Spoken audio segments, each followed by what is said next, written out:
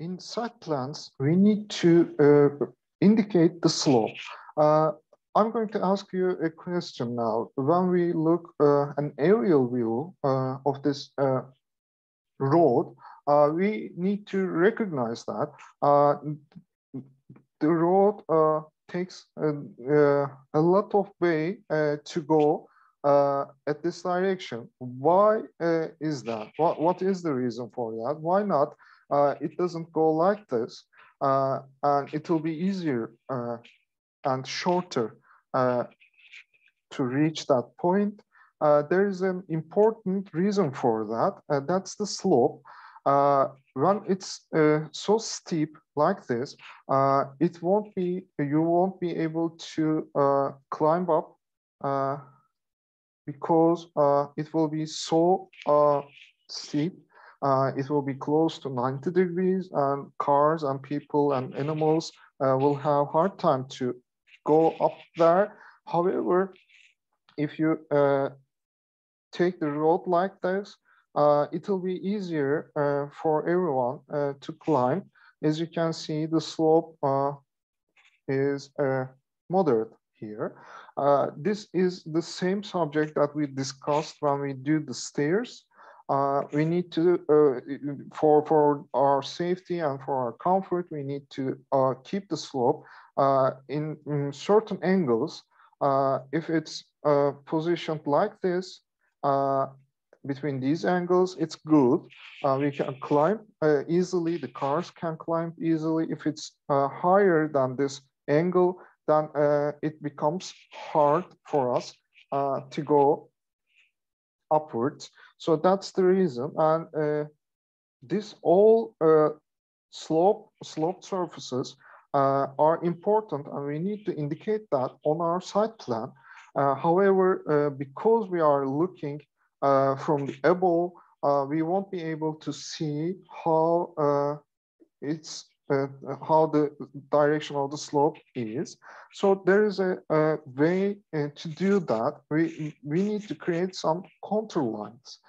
These are called contour lines in English and izohips, or eş yükseklik eğrileri in Turkish. There is a very simple logic behind that. First of all, we need to know that engineers are using these tools to measure the levels of different places on the terrain. It doesn't matter if it's an urban environment or if it's a wild environment. They will need a machine called leveling instrument here. It's like a binocular, or in Turkish we call it nivo, even if this word is not a Turkish word. And they place this leveling instrument over a tripod like that. It's the same in Turkish again. And they use a very big ruler, which is called a leveling rod, or mira in Turkish. So they will use nivo and mira, or leveling instrument and leveling rod, to find out the level of different places. And it takes two persons. One holds the leveling rod, and the other positions the tripod and the leveling instrument, and he or she checks, looks through this instrument to find the level of this point. And it works like this. There is a mathematical calculation. First, they place the leveling instrument here. Imagine that this is a sloping surface. At the beginning, they place the leveling rod at the back, and they read the level. And after that, they change the position of the leveling rod. They put it here on this point, and they make another reading. And they find the difference between two readings. And they keep going like this. They place, in the second reading, they place the leveling instrument here this time and make a back reading and a forward reading. Again, they find the difference between two readings, and they keep going like that. And every time they do that reading, they can find different levels to create this line here. And they that's how they measure these different surfaces. And once they do that, they can combine, they can find the spots with the same level.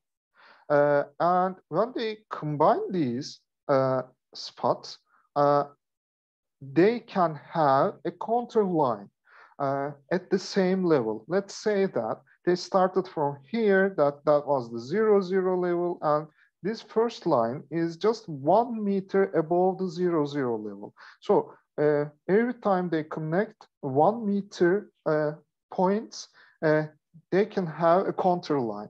And when they combine 2 meter points, they will have another contour line, the 2 meter contour line, and it goes like that. Just imagine yourself, you are looking from above, even if there are no lines on the actual terrain, we just create imaginary lines, and you are looking from above. This is how it appears. This is its top view. So we can know, we can understand that these all the dots on these lines are at the same level.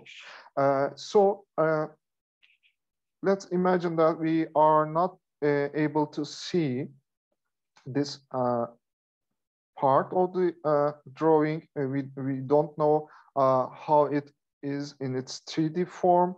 We are just seeing this top view.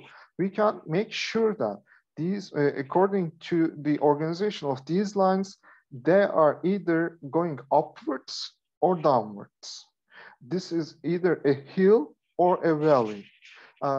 That's the only explanation. These are the only options that we can make sure. And when we look at the actual terrain, or when we see a section or an elevation, we can understand that this is the highest point. This is a hill, and this is the highest point. Just imagine yourself, it's very hard for us to, create curved surfaces when we are doing a sculpture or a model or something like that. And there is an easy way that we can do. You can create these contour lines, and when you combine them, you will have that curved surface. If you create a very narrow contour lines one by one, then you will have that curved surface. This is the same logic. So we are actually doing the same thing. We are just, you can either think that you are cutting through this hillside 1 meter apart, horizontal cutting planes. And every time you do that cutting, every time you change the level of the cutting plane, you will have a contour line. That's the intersection of the cutting plane with the actual terrain. And as you can see here, when you cut them 1 meter apart, you will get these contour lines. And even if you don't see the section or elevation or 3D form, you can easily understand these are either two hills or two holes, which creates a valley like this here. So this is how we can do that. And this is the main logic behind the models that we create. These are the contour lines. When we cut the contour lines by using a modeling material like this board, which has a 1 meter thickness in that scale. And when we put them on top of each other, we will have a terrain a side model like this. This is the logic behind the contour lines, and in the next video we are going to learn how to draw them.